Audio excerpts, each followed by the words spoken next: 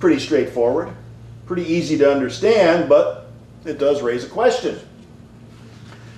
How often are we truly aware of what's going on underneath the surface of that face that we show to the world? It can be two very different things. I want to show a graphic that I borrowed from Reverend Larry Schneider. He did a presentation at our retreat last weekend at Lake Tahoe. He's talking about two different brains and ways of thinking. Two different brains. Let's call this the tale of two brains. And everyone has them. Everyone has both. Actually, might even be more like three, but we're going to oversimplify it today just for the sake of getting the idea across. Two brains. On the left side, we have our old Stone Age brain. On the right side, we have the new modern brain. The Stone Age brain, that sucker's prehistoric, right? It came about very early in human evolution, so it really resembles more closely what we find in many animals, and because of that, it is sometimes called the reptilian brain. Very good at survival. It's egocentric. It's aggressive. It's territorial. It sees the world in polarities, black and white, friend and enemy, good and bad, and not much in between. It's really bad at nuance.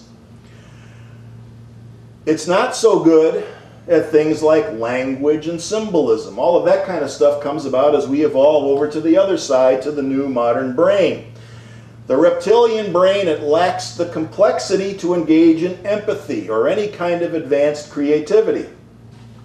And like most animals, something else it's really, really good at is conserving energy. It doesn't like to expend energy. So when it comes to decision making, it is always going to take the easy way out, the path of least resistance. In other words, it tends to stay ignorant and lazy. Doesn't make it bad. That's just what it does. In fact, it excels at doing what it's supposed to do, which is to survive. And, as we all know, there's more to being human than mere survival. So we evolved to create these additional structures in the brain. The ones that give rise to the modern brain give us the ability to reason. It's the source of human imagination, and that's so important. Imagination is so important because that's what enables us to imagine what it might be like to be someone else, to put ourselves in another person's shoes, so to speak. That requires imagination. That requires the modern brain to be able to do that. We evolved to be able to imagine what it's like to see the world from another person's perspective. That's big. That's what gives rise to empathy, which in turn results in compassion. Empathy is this ability, this realization that all human beings share the same feelings, pleasant or unpleasant, and compassion is this desire that we develop to alleviate the pain and suffering of others. Again, that's a big deal, and it came into full expression as a result of that very slow but inexorable process that we call evolution. But the Stone Age brain didn't go away. It's still there, and it can still run the show. In fact, one can make a very good case, and Reverend Larry mentioned this last week, you can make a very good case for the argument that the Stone Age brain is still running the show for over 90% of the world's population.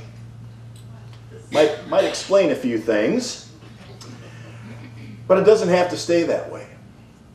Which is why there's a bridge there in the middle. There's a bridge going from one side to the other. There's resistance. There's a barrier when we try to change the way we think from old to new. It's like a moat around a castle, right? It's a barrier. And you need something to help you get over that, a bridge of some kind, which is where our spiritual practice comes in, and especially mindfulness practice, meditation. that helps us. That can actually be the bridge. Remember our basic definition of mindfulness.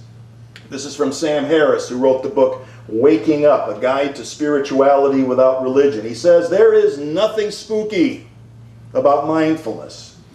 It is simply a state of clear, non-judgmental, and undistracted attention to the contents of consciousness, whether pleasant or unpleasant. Cultivating this quality of mind has been shown to reduce pain, anxiety, and depression, improve cognitive function, and even produce changes in the gray matter density in regions of the brain related to learning and memory, emotional regulation, and finally, self-awareness. All of that. We have to practice paying attention to the contents of consciousness so we can get a little better idea, a little better handle on where our thought process is grounded. Stone Age brain or modern brain? Do we know when we're thinking from the Stone Age brain or the modern brain? Mindfulness is simply the process of observing what is going on. Got to do that first without analyzing it. See what's happening. What is that thought? Oh, look at that. How often do we really know what's going on? Because the Stone Age brain can take over without any of us being aware of it unless we practice. You know, we had that bridge up there before. A bridge goes both ways, right? You can go over it one way or back the other way. That can happen. Self-awareness helps us to start becoming aware of the patterns. Remember, again, our definition of self-awareness. I think I got it up here again. There it is. Conscious knowledge of one's own character, feelings, motives, and desires. And this time the emphasis is on the word conscious. We bring that Stone Age thought process into the light, into conscious awareness, not because we want to kill it. That would be Stone Age, right? Wanting to kill it, labeling it bad. There we go, back into polarities again. Oh, there it is, it's bad, let's kill it. Not to kill it, but to make friends with it. To learn to tame it so that it doesn't run the show. The enlightened mind understands the role of both Stone Age and modern brain. The enlightened mind ultimately wants to transcend both and include them, which is what leads to another phase in our evolution. But this time, and here's the thing, this next phase in evolution is not driven solely by natural selection, which is really, really slow. This next phase is guided. We can guide the process by using these different tools, including mindfulness. It becomes intentional. So the reason we work with mindfulness and other spiritual practices is to bring about this kind of evolutionary transformation. We're kickstarting the process, we're guiding it, we're moving it along. And this is what all the great spiritual teachers throughout history have been trying to get across with varying degrees of success. The teachings of Jesus, for instance, point in that direction. And I think Paul got it right when he said in Romans 12, he said, "Do not be conformed to this world, but be transformed by the renewal of your mind," right? Not the renewal of your belief system or by adopting some dogma or religious ideology, but by the renewal of your mind. Get out of the old brain and into the new one. Somehow that got totally derailed, and Jesus got turned into a ticket to Blissland, right? A ticket to heaven. Salvation, and here's the Savior who's going to do it all for you, save you the trouble of having to do anything or make any real changes. And this happens in other spiritual traditions as well. We stop short of transformation, and we settle for something that we call translational spirituality. The opposite of translational spirituality is transformational spirituality. Transformation is about shifting our fundamental identity from one way of thinking to another, from old brain to modern brain, if you will. Translational spirituality is about feeling better, making life work better without having to make any fundamental changes. And a lot of self-help books out there work that way. But we need more than just that. Nothing wrong with feeling good.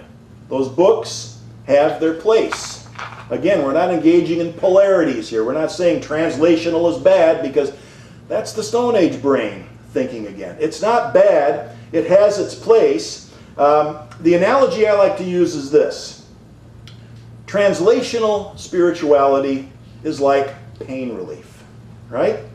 We take pain relievers and we hope that it's temporary. We hope that the pain reliever is going to help us to get through a temporary phase, but what we really want to do is we want to transform the root cause of the pain. We want to heal the root cause so we don't need the temporary or the translational anymore. And for some folks, the pain is chronic. So we don't say that pain relief is bad. We don't say that translational spirituality is bad. They serve an important purpose, but we also want to keep focused on the additional step of transformation. We want to work toward that. And as we do that, as we practice mindfulness, as we go within, as we engage in that practice of consciousness, awareness of our inner thoughts and feelings, we want to stay in balance. We don't want to get lost in what I like to call a state of self-absorbed navel-gazing, which is something that is one of the perils on the spiritual path. Just another way of getting stuck. I'm reminded once again of the words that were written by Unity author Emily Cady back in 1894. Before this mindfulness stuff became so popular and well known, she had these words of caution. Here's what she said. I have said heretofore that too much introspection is not good. I repeat it. For there are those who, in earnest desire to know God, are always seeking light for themselves, but neglect to use that which they already have to help others.